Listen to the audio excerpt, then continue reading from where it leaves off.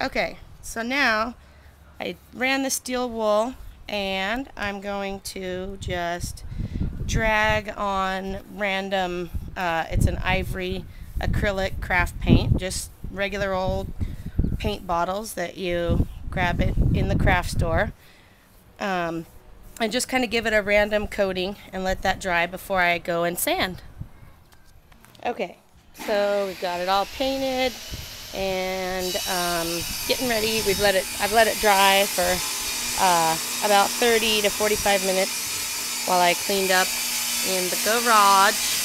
Kind of got a couple things organized. I know it doesn't look like it just yet, but now what I'm going to do is go through and just lightly with, I think it's 120 or I don't know, sandpaper that's a fine grit.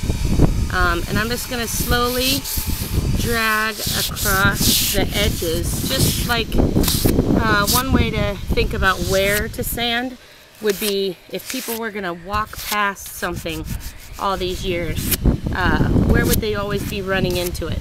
More on the corners. And you don't want to sand too much so that you sand through in a lot of places down to the bare wood like I did there. You kind of want to keep it to where you're only taking off that first layer that is the white so that the chocolate brown shows through. So we're just going to, let's see how it does on the, look at me, I'm jacking up the camera filming thing again. I'm not multitasking very well. Okay, so I'm just going to drag here and there along all those edges and a little bit on the surface, but more on the edges more than anything. So I'm going to go ahead and get that all sanded, let it dry overnight, and then tomorrow we're going to shellac.